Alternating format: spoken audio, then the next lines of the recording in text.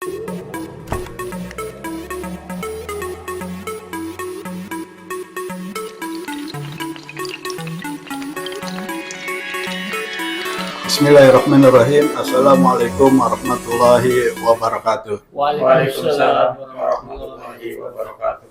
Baik Pak, mungkin bisa dilanjutkan nih Baik. berikutnya. Baik, akan saya lanjutkan mengenai definisi dari jaminan fidusia. Jaminan fidusia adalah pengalian hak kepemilikan suatu benda atas dasar kepercayaan dengan ketentuan bahwa benda yang hak kepemilikannya dialihkan tetap berada dalam penguasaan pemilik benda. Fidusia merupakan salah satu jenis jaminan perbendaan bersama dengan gadai. Jadi fidusia itu pengalian hak kepemilikan. Misalkan ini unit mobil, motor, atau rumah. Hak kepemilikan itu kita alihkan kepada kreditur dengan ketentuan bahwa benda yang haknya dialihkan kepada kreditur itu tetap dalam penguasaan kita. Mobil tetap di tangan kita, Ya, cuman kepemilikan PKB ada di tangan kreditur. Itu namanya fidusia. Nah, kalau gadai, barangnya gadai atau gade lah kalau biasanya. Barang yang kita punya, saya titip, saya serahkan kepada pemberi hutang. Saya pegang suratnya, misalkan surat yang saya pegang, tapi unit barangnya ada di pemberi pinjaman, itu gadai. Kemudian pelunasan hutang piutang antara debitur dan kreditur. Ya, fidusia adalah semacam apa namanya ya, sebuah alat untuk menjamin pelunasan hutang piutang berupa sertifikat fidusia. Jadi memberikan kedudukan yang diutamakan kepada penerima fidusia terhadap kreditur lainnya. Maksudnya adalah kedudukan di kreditur itu kita berikan hak fidusia, kita pemberi. Gitu, jadi mereka. Penerima fidusia itu kreditur ya? Kreditur. Karena peralihan hak. Mobil saya misalnya. Tapi hak kepemilikannya saya alihkan kepada kreditur. Meskipun BPKB-nya nama kita. Ya, sebagai penjamin daripada hutang piutang tadi. Nah, kemudian ini penerima fidusia. Fidusia diatur di dalam Undang-Undang Nomor 42 Tahun 99 tentang jaminan fidusia. Selanjutnya adalah jika kendaraan Anda dirampas di jalan oleh pihak leasing. Nah, ini ada trik atau cara untuk menghalau atau cara untuk menangani secara fisik jika kendaraan kita dirampas di jalan oleh pihak leasing. Ada yang teriakan, tolong. Pertama, tidak boleh, itu melanggar hukum pidana perampasan. Jadi lapor polisi atau ke Polres, membuat bukti sebanyak mungkin, bukan foto platnya kendaraan yang mau ngambil, foto orangnya, foto ini, atau merekam, atau dia mulai marah-marah, direkam dan sebagainya, itu secara spontan. Kenapa ini diedukasikan kepada masyarakat? Karena begitu jebret terjadi, masyarakat bingung. Mau tolong bagaimana gitu. Padahal ini punya hak di situ untuk diberikan perlindungan. Atau kalau masih di lingkungan rumah-rumah kita nih, ya panggil kerabat atau tetangga yang menyaksikan apa yang dilakukan debt collector. Ketika dia melakukan perampasan, motor ada di dalam rumah, pagar ditutup, kita panggil kerabat, saudara kita, tetangga kita lihat dia masuk. Nah, itu sudah pasal 167 melanggar, masuk pekarangan orang lain, pidananya dapat. Udah itu misalkan kuncinya dirusak, perusakan juga. Kemudian barangnya diambil, perampasan juga. Jadi banyak faktor yang bisa kita jadikan dasar untuk pelaporan berdasarkan perbuatan si debt collector. Nah, yang terakhir, jangan menandatangani berkas apapun. Misalkan disodorkan, ada namanya SPK-nya, dia namanya apa yang namanya SP lah atau surat SPK dia di lapangan itu jangan sekali-kali tanda tangan Walaupun dia maksa. walaupun dia maksa, karena perbuatan dia sih sudah ilegal. Oh, dianggapnya itu serah terima ya? Serah terima. Tanda tangan ya? Jangan checklistin itu, kunci ganda, mungkin kalau kita tanda tangan setuju. Kalau kita mau proses hukum, Bapak sudah tanda tangan tidak bisa.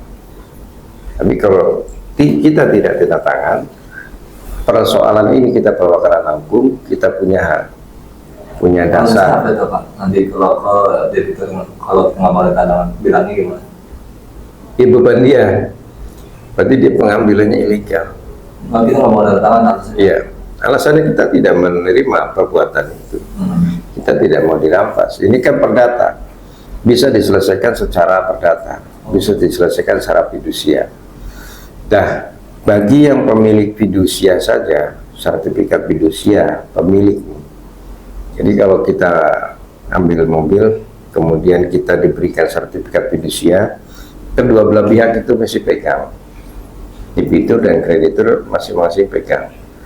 Itu saja apabila mau melakukan eksekusi, itu petugas pengadilan yang eksekusi. Oh, meskipun dia punya sertifikat fidusia, Ya. tetap tidak bisa Iya, mengambil. bukan berarti dia punya sertifikat fidusia, ketemu di jalan diambil. Oh, berarti salah nih, ada yang waktu itu dulu sekali. Iya. Ini saya ada fidusianya, berarti berhak ngambil. Oh, tidak seperti itu. Pengadilan yang berhak ya. Bukan Pengadilan eksekusi. Eksekusi itu dilakukan oleh petugas pengadilan. Cuman kalau sudah punya sertifikat pengadilan, tidak berperkara dulu di pengadilan. Karena sertifikat fidusia mempunyai hak eksekutorial namanya. Oh, tidak harus berperkara. Tidak harus berperkara. Langsung pengadilan memutuskan. Langsung, Pak, unit itu bisa dieksekusi. Eksekusi secara undang-undang adalah petugas pengadilan atau karyawan daripada perusahaan tertentu. Tidak boleh orang pihak ketiga. Mentang-mentang udah ada fidusianya, dia suruh pihak ketiga, preman, ormas atau apapun untuk ngambil di lapangan dengan jaminan ini fidusianya. Tidak bisa begitu. Semua ada tata caranya. Fidusia itu bukan dibawa-bawa untuk ini ambil dari fidusianya, tidak seperti itu. Tetapi sebagai dasar tindakan dari petugas pengadilan untuk melakukan eksekusi. Nah, kalau tidak ada fidusia, maka yang berperkara ini dia harus masukkan gugatan dulu di pengadilan. Proses sidang putus. Kalau tidak ada fidusianya, Kalau tidak ada berarti fidusianya, berperkara. berperkara dulu, putus-putus, perkaranya menghukum, namanya punya hukuman putusannya mempunyai kekuatan eksekutorial. Hukumannya mengeksekusi. Berarti dia dengan nunggu putusan dulu nih, baru bisa dieksekusi. Tapi kalau sertifikat fidusia itu sudah bisa mengeksekusi. Tapi pengadilan. Tapi pengadilan. Oh, bedanya di situ. Oh, pengadilan ditemani dengan karyawan perusahaan itu melakukan secara baik, secara namanya eksekusi itu bukan lagi di jalan diambil, tetapi dengan ada berita acaranya eksekusi itu. Jadi secara manusiawi datang dibacakan dulu hak-haknya. Nah, unit ini bisa dieksekusi. Ini dasar hukumnya, sertifikat fidusia, kan begitu tata acaranya. Bukan lagi di jalan langsung disikat, ini bukan seperti itu. Nah, misalnya nih kita lagi di jalan nih, kita sebagai pihak ketiga nih, ini kan ada orang lain nih yang lagi dikerumunin para debt collector. Nah, kita sebagai orang lain, pihak ketiga, berhak nggak, diperbolehkan nggak ikut campur? Tidak. Memberitahu itu ya. Jadi ini kan perdata itu kan privat antara debitur dan kreditur. Hanya yang punya kewenangan masuk ke dalam persoalan adalah kedua belah pihak yang ada di perjanjian. Adapun debt collector atau ormas atau dan lain yang melakukan tindakan itu, ini sudah tindakan pidana. Sebaiknya kita sebagai warga masyarakat melaporkan aja kepada penegak hukum, Pak, itu ada rame-rame sepertinya mau ada perampasan. Oh gitu ya. Jadi kita tidak terjun langsung ya, Tidak terjun tapi kita langsung. bantu melaporkan. Kalau kita terjun langsung, kita sebagai pihak ketiga juga nantinya. Sama, kayak kita ormas juga dong. Ya. Kita Nanti terlibat. pihak debt collector akan bertanya, Bapak siapa? Iya iya. Jadi terkait gitu ya. Iya, artinya tidak berhak, ya. apa namanya, masuk ke dalam ranahnya. Pidana istilahnya. Ya, tapi kalau kita melaporkan, Pak, itu sangat kumpul-kumpul udah baku tegang nih, kayaknya mau ribut nih masalah unit mau ditarik nih. Bapak sampaikan aja petugas hukum. Tapi harus kayak Kalau kepolisian berhak, ini ada apa? Ini ruang publik, Iya. ada keributan, amankan dulu semua itu. Polisi punya hak untuk mengamankan, memeriksa, menggeledah, barangkali ada yang bawa sajam, ada apa persoalannya. Bisa ditengahin di situ, bisa diamankan di situ, bisa juga ditangkap tangan kalau ada senjata tajam, senjata api, atau ada kekerasan, ada pemukulan, bisa langsung tindak pidananya diproses. Maka janganlah kita masuk ke dalam persoalan itu. bahaya ya. Bahaya. Oh gitu, nggak serta merta. Ya. Wah, iya, iya. Semua apa namanya perbuatan itu sudah ada jalurnya. Kalau perdata ya di atas meja gitu kan, misalkan ya, hanya surat menyurat, dokumentasi, berkas gitu kan. Nah, tadi yang dimaksud bahwa dia harus memanggil kerabatnya untuk datang, berarti boleh kerabat itu boleh ikut campurnya sebatas mana? Saksi ya. Kerabat itu sebatas membantu. Misalnya kalau motor ini atau mobil ini sebenarnya mau diambil paksa nih, mau ditarik misalnya. Kerabat ini bantuannya bukan ikut mukulin, itu tidak pidana juga, tapi mungkin kondisi orang yang akan dirampas ini kan tegang, sama yang merampas ini kan tegang juga. Nah, kerabat itu mungkin menjadi penengah. Saat tadi sabar dulu, ayo selesaikan atau bagaimana. Itu jadi seperti itu. Yang ini kan, oh ini hak saya, ada saya. Yang ini kan sudah nunggak gitu. Pokoknya tarik menarik ini kedua belah pihak. Nah, kerabat itu kan fungsinya itu, atau mengamankan supaya tidak terjadi pemukulan. Gitu. Berarti yang tadi di tengah jalan, saya juga ada ketangkalan, kita nengahin dulu. Boleh juga tadi. Kalau bukan kerabat kita jangan. Kalau bukan kerabat, Kalau kerabat jangan. nggak bisa. Kecuali kalau diminta, Kalau diminta menengahi boleh. Misalnya seorang ibu-ibu, Iya. perempuan, laki-laki semua ini, tengahin aja. Saya hanya penengah. Minta loh. kalau kita jangan ya. Iya. Kalau nggak diminta, jangan. Lebih baik Bapak lari ke kantor polisi, Pak. Oh. Tolong ibu itu, Pak, kelihatannya sedang kesulitan nih, terdesak nih. Ada beberapa orang yang tidak dikenal sepertinya mau intimidasi. Lebih aman di situ. Daripada Bapak turun sebagai pahlawan, rupanya si ini sudah emosi, yang ibu ini kan nggak mungkin dipukul, apalah jadi sasarannya, karena masuk kepada urusan orang lain. Tapi kalau polisi, ini jalanan umum, saya polisi, berdasarkan undang-undang kepolisian saya punya hak, apalagi ini wilayah sektor saya misalnya, sudah diamankan, mereka punya hak di situ. Kategori kerabat itu apa aja? Ya. Sahabat, apa Sahabat bukan kerabat, Hah? yang ada hubungan keluarga. ada hubungan keluarga. Ada pengawal Ya, kerabat ya. Yang Besti, CS, bukan kerabat juga. Mantan gimana Pak mantan? Mantan bukan jadi yang ada hubungan keluarga, misalkan kebetulan lewat ingat keluarga kita, ya itu berat kita Itu mau termasuk kategori kerabat ya. ya bisa ikut membantu videokan barangkali ada kekerasan gitu. Nah, kita sebagai orang luar boleh tuh Boleh, videoin. Boleh, boleh. tapi Sekarang undang-undangnya boleh oh, buka untuk semua di Semua kejadian di tempat publik boleh di videokan gitu ya. boleh. share boleh. Di-share itu lihat kontennya dulu, Pak. Tapi kalau kontennya yang ada kekerasan, porno aksi, pornografi, asusila jangan. Tapi kalau yang bersifat untuk dokumentasi saja sebagai alat bukti bahwa iya itu saya lihat tadi dia mukul, buktinya mana nih? Ada videonya. Oh, Nah, itu hanya kepentingan itu boleh. Tapi jangan di-share. Jangan di-share. Itu kalau di-share kita kena. Kalau di-share, Bapak share kemana-mana, yang Bapak viralkan ini kan Belum tentu salah. belum tentu. Oh, Iya, bisa pencemaran ya. Tiba-tiba orang itu banyak kan melihat tindakan awalnya.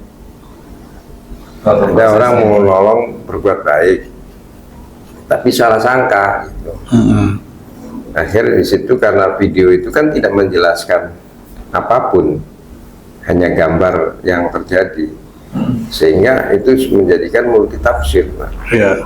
Sambil dimakan ini. Jika ada orang itu misalnya melakukan penganiayaan, itu kalau sekilas di video itu misalnya, wah ini kejam nih penganiayaannya, Iya. kan tidak lihat cerita selanjutnya. Terlanjur ini sudah diviralkan, bahkan ditambah ini penganiayaan sadis begini-begini. Padahal nggak tahu kalau itu begal habis bunuh orang, apa dipukulin massa, kan nggak tahu juga. Iya, iya. Cerita sebelumnya kan nggak dijelaskan, hanya ada sepotong sepenggal durasi yang pendek itu tidak bisa menjelaskan peristiwa apapun.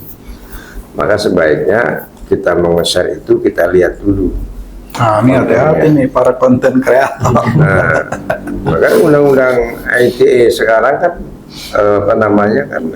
juga bisa menjerat ke pidana. Yang tadinya undang-undang ITE itu kan transaksi. Boleh Pak, kita simpan dulu Pak untuk Ya. materi berikutnya. Kita sosialisasikan untuk para konten kreator mengenai aspek-aspek hukum. Ya. Hati-hati gitu kan. Ya. Jangan sampai demi konten, demi viral, main video, main share aja atau main ini. Nah itu Ya. perlu tuh kita untuk bagian sosialisasi ke masyarakat.